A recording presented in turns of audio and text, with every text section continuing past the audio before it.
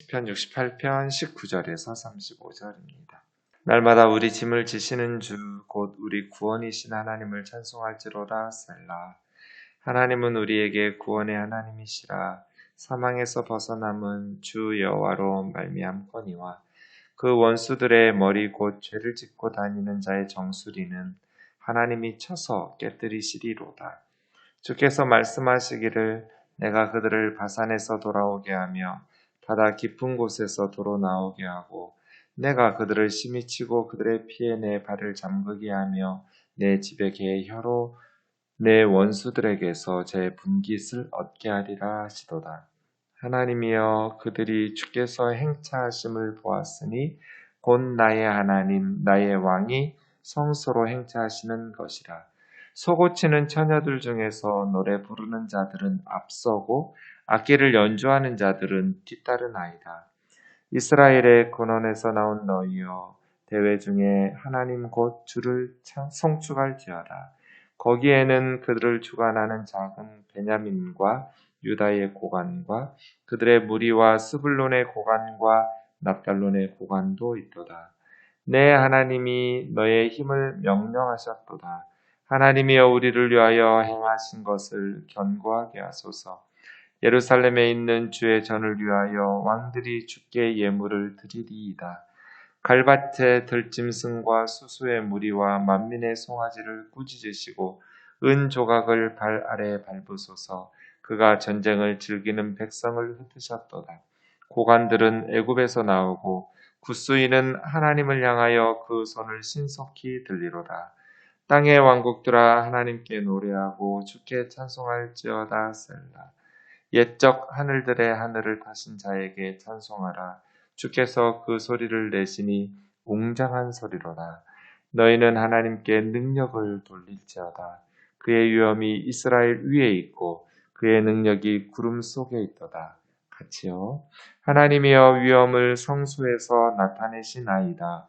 이스라엘의 하나님은 그의 백성에게 힘과 능력을 주시나니 하나님을 찬송할지어다. 아멘. 어제 7절에서 하나님께서 그 백성 앞에서 나가셔서 광야에서 행전하셨다라는 말씀을 했습니다. 우리의 삶은 광야. 요한계시록에도 보면 교회가 양육되도록 하나님께서 예비하신 곳이 광야였습니다. 광야는 생존이 참 힘겨운, 생존이 불가능할 만큼 힘겨운 곳이 광야죠. 왜 하나님께서 교회가 있어야 될 곳, 양육되어야 될 곳을 광야로 정하셨을까? 광야는 우리 혼자 살기에는 참 위험한 곳이고 생존이 불가능한 곳이죠. 그래서 하나님과 함께 가야 되는 곳이거든요. 하나님의 도우심이 없이는 스스로 생존할 수 없는 뜨거운 태양이 내리쪼이고 가도 가도 끝없이 모래사막이 이어지는 광야거든요. 그래서 하나님께서 거기서 농사 지을 수도 없죠. 만나와 메추라기를 내려주셔야 되고 불기둥과 구름 기둥으로 인도해 주셔야 돼요. 그것을 통해서 하나님께서는 사람이 떡으로만 사는 것이 아니요 하나님 입에서 나오는 말씀으로 산다는, 광야에서 하나님께서 십계명 주시고 율법 주시고 말씀으로 양육하셨잖아요. 광야는 하나님의 백성들이 양육받기 위하여 하나님이 예비하신 곳. 그래서 우리는 사탄이 거짓 메시지로 속이는 거죠. 거봐, 네가 이렇게 힘든데 이게 사람이 살 곳이냐고. 이렇게 어떻게 사람이 살도록 하셔. 그러니 하나님은 너를 사랑하신 만큼 충분히 선하신 분은 아니야. God is not so good to love you. 너를 사랑하실 만큼 그렇게 충분히 선하신 좋으신 분은 아니야. 혹은 너는 하나님께서 사랑하신 만큼 그렇게 착한 아이는 아니야. You are not so good to God love you. 그러니까 하나님께서 너를 사랑하신 만큼 for God to love you. 너는 그렇게 선한 건 아니야. 이렇게 말하는 게 사탄의 거짓 메시지거든요. 하나님은 너를 사랑하신 만큼 충분히 선하신 분이 아니야라고 속이거나 너는 하나님의 사랑을 받을 만큼 그렇게 충분히 거룩하고 경건하고 선하고 착하지 않아. 거 봐. 광야잖아. 라고 말하는 거죠. 그런데 하나님께서 그 백성에게 돌격 앞으로 이런 리더가 아니에요. 나를 따르라 이런 리더죠. 예수님이 언제 너희끼리 가, 앞에 가, 뒷짐지시면서 돌격 앞으로 그러신 적이 없잖아요. 앞서 행하시면서 나를 따르라거든요. 광야인데 그 광야를 하나님께서 그 백성보다 앞서서 행차하시는 거예요.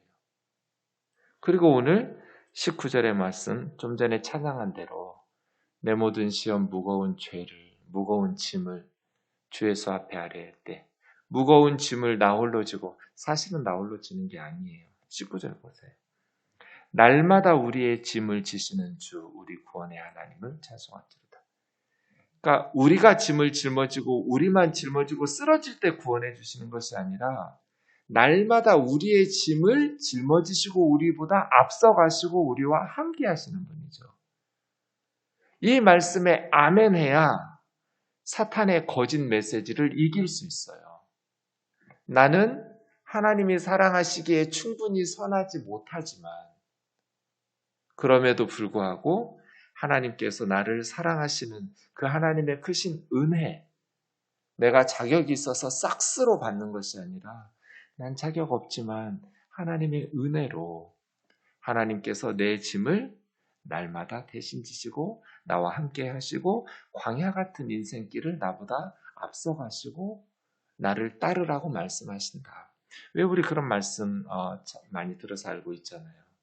어떤 사람이 지나온 삶을 되돌아보니까 회상 장면인데 항상 그 곁에 주님이 함께, 그래서 발자국이 4개인 거예요. 자기 발자국 2개, 주님의 발자국 2개, 4개의 발자국이 계속 찍히는데 어느 순간부터는 발자국 2개가 사라져 버렸잖아요. 2개만 걸어가는 거예요. 언젠가 봤더니 자기 인생에 가장 힘들었을 때예요. 그래서 막 투덜투덜 했대잖아요. 주님, 늘 나와 함께 동행하시더니 저 때가 내가 제일 힘들었을 때인데 주님 왜 나 혼자 걸어가고 있느냐고. 주님 그때 어디 갔느냐고. 내가 제일 주님 필요할 때 주님의 발자국이 왜 없느냐고. 그때 주님이 그랬대잖아요. 야, 그거 네 거 아니야. 내 발자국이야. 내가 너를 업고 가서 그래.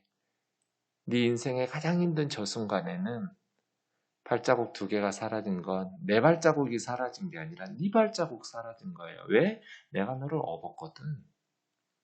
우리가 버림받았다고 생각하는 거예요.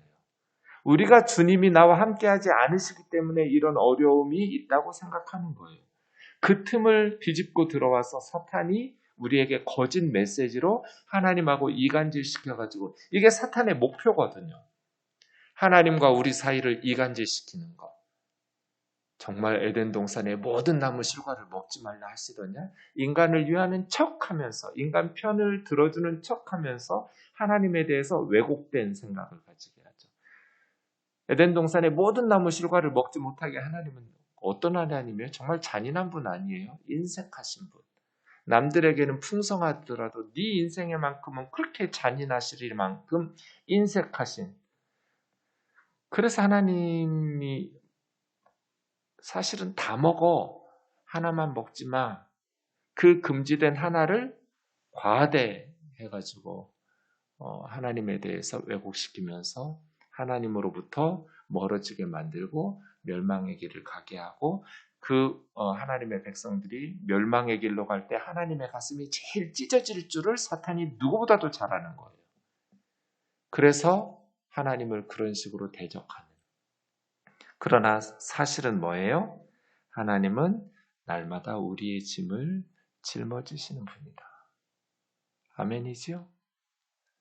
우리 혼자 걷는 것처럼 느낄 뿐이에요. 그러나 사실은 날마다 우리 짐을 지시는 주, 날마다 우리 짐을 지시는 주. 십자가에서 주님이 우리의 짐을 대신 짊어지시고 죽으셨듯이 날마다 우리의 짐을 대신 지시는 주님이 우리와 함께하고 광야 같은 인생길을 걸어가시는 거죠. 고대 근동 신화를 보면 인간들을 창조한 목적이 자신들이 하기 귀찮은 일 시키려고 만들었다고 그래요. 신들이 청소하고 빨래하고 밥하고 이런 너무 날마다 하는 귀찮잖아요. 그거 인간들에게 시켜서 날마다 밥 해대라고, 내 집 지어놓으라고, 청소해놓으라고, 이런 식으로 부려먹으려고 인간을 창조했다고 고대 근동신화 다 그렇게 써놨거든요. 근데 창세기 1장은 뭐예요? 하나님이 하시기 싫은 귀찮은 일을 시키려고 부려먹으려고 인간을 창조한 게 아니죠. 오히려 하나님께서 먹을 것을 만들어 주시죠. 과일, 푸른 풀들 너희들에게 먹을거리로 주시는 하나님께서 우리의 짐을 짊어지시는 저와 여러분의 인생의 무거운 짐 한번 돌아보세요.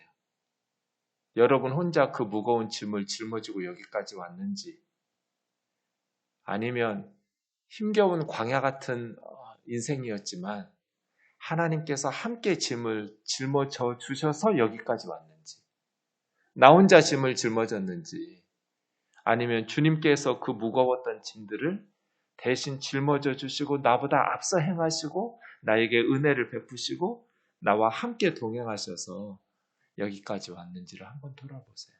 광야 같은 삶이었지만 녹록지 않았고 만만치 않았지만 그 힘겨운 순간순간마다 하나님께서 날마다 하루도 빼놓지 않고 우리의 짐을 짊어지시고 우리의 광야길을 앞서 행하시고 함께 동행하시고 인도하신 하나님의 은혜로 우리가 지금 여기 서 있지 않나요?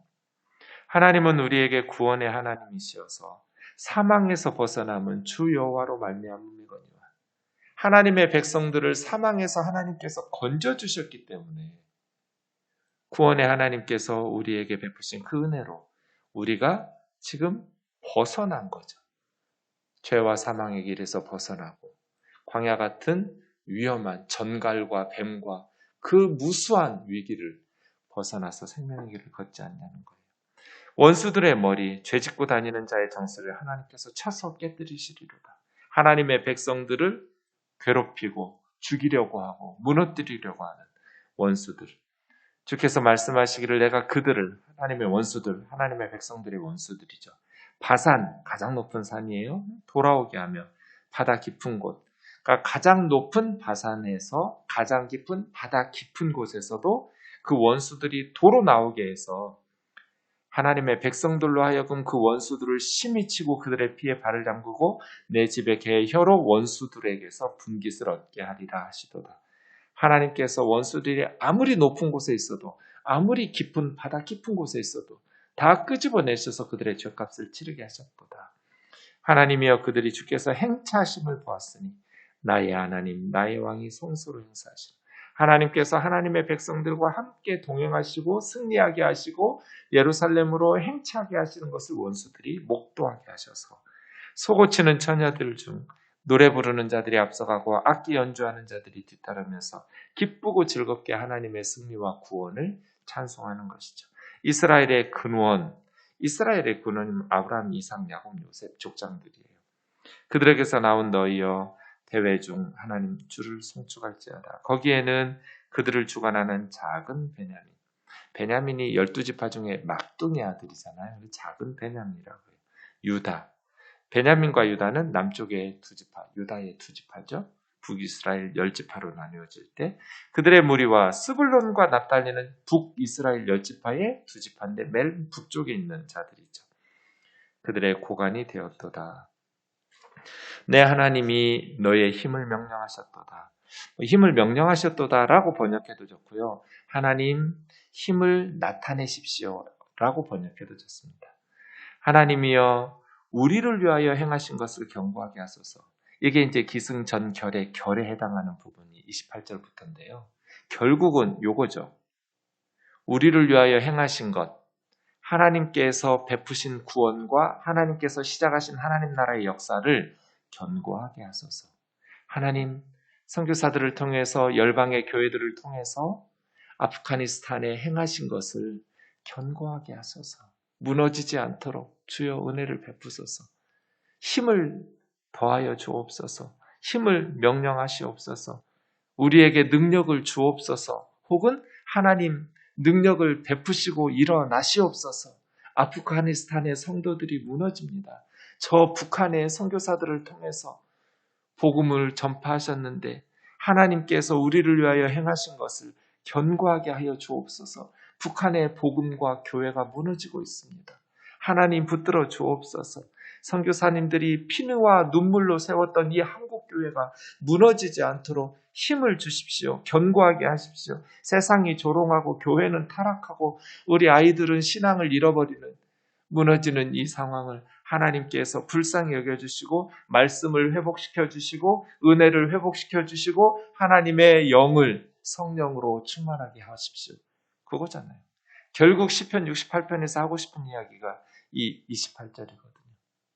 과거에 우리를 위하여 행하셨던 하나님, 능력을 베푸시는 하나님, 원수들을 물리치시고 하나님께서 일어나시면 연기 앞, 바람 앞에 연기처럼 불 앞에 촛밀처럼 원수들은 다 사라지고 무너지고 하나님께서는 고아들의 아버지이시고 과부들의 재판장이시고 가족에게서 떨어져서 고독하게 사는 자들을 다시 가족과 함께 살게 하시고 갇힌 자들을 형통하게 하시는 하나님께서 일어나시면 그래서 우리를 위하여 행하신 것을 견고하게 해달라고. 이게 시편 68편의 결론이에요. 과거에 하나님의 일을 시작하신 하나님, 하나님의 구원을 베푸신 하나님, 오늘 일어나달라고. 예루살렘에 있는 주의 전을 위하여 왕들이 주께 예물을 드리리이다. 갈밭에 들짐승, 이방 나라들을 이제 들짐승으로 보는 것이죠. 갈대밭 홍해인데요. 수소의 무리와 만민의 송아지를 꾸짖으시고 은 조각을 발 아래에 밟으소서. 조공받기를 탐하는 무리들이 은 조각. 또 이방 나라들은 들짐승과 수소와 만민의 송아지들이 그 이방인들을 꾸짖으시고 그들이 탐하는 은조각을 밟으소서. 하나님은 전쟁을 즐기는 백성을 흩으셨도다. 고관들이 애굽에서 나오고 구스인들은 하나님을 향하여 그 손을 신속히 들리로다. 땅의 왕국들아 하나님께 노래하고 주께 찬송할지어다. 너희는 그렇게 전쟁을 즐기지 말고 하나님의 백성들을 압제하고 짓밟지 말고 하나님께 나와 함께 찬송하자고 이야기하는 거죠. 열방의 하나님께. 옛적 하늘의 하늘을 타신 자에게 가장 높은 하늘을 하늘의 들의 하늘이라고 해요. 가장 높은 하늘을 타신 하나님께 찬송하라. 주께서 그 소리를 내시니 웅장한 소리로다. 하나님께서 임재하셔서 능력을 나타내시고 모든 백성들 열방들이 하나님의 능력을 보면서 하나님께 능력을 돌릴지어다. 위엄이 이스라엘 위에 능력이 구름 속에 있도다. 하나님이여 위엄을 성수에서 나타내시나이다. 이스라엘의 하나님은 그 백성에게 힘과 능력을 주시나니 하나님을 찬송할지어다 하고 끝. 그러니까 결론은 뭐예요? 하나님의 백성들에게 힘과 능력을 주셔서 다시 하나님의 사명을 감당할 수 있도록 하나님의 역사를 이어갈 수 있도록 도와달라는 거예요. 날마다 우리의 짐을 짊어지시는 주님, 우리에게 힘과 능력을 주십시오. 그래서 우리에게 주신 사명을 우리가 마땅히 감당해야 될 사명을 감당하게 해달라고. 잠잠하지 마시고 일어나 달라고. 원수들을 제압하시고 짓밟으시고 흩으시고 의인들이 하나님의 백성들이 구원을 얻게 해달라고 기도하는 것이죠. 과거에 이스라엘을 위하여 일어나셨던 하나님, 오늘도 일어나셔서 주의 백성들에게 힘과 능력을 달라고 기도하는 거죠. 하나님의 은혜로 오늘도 광야 같은 이 삶을 주와 동행하면서 믿음으로 승리하는 우면동 교우들이 되기를 주의 이름으로 축원합니다. 기도하겠습니다. 날마다 우리의 짐을 짊어지시는 주님, 사탄의 거짓 메시지에 속지 말게 하시고 세상 사람들처럼 허무한 인생 살지 말게 하시고 하나님께서 우리의 짐을 대신 지시고 하나님께서 광야 같은 우리의 삶을 앞서 행하심을 말씀을 아멘하고 또 사탄의 거짓 메시지를 그렇게 물리치면서 믿음으로 오늘도 승리하게 도와 주옵소서. 하나님을 기쁘시게 하며 값진 인생을 살아가는 복된 하루가 되게 하여 주옵소서. 예수님의 거룩하신 이름으로 기도하옵나이다. 아멘.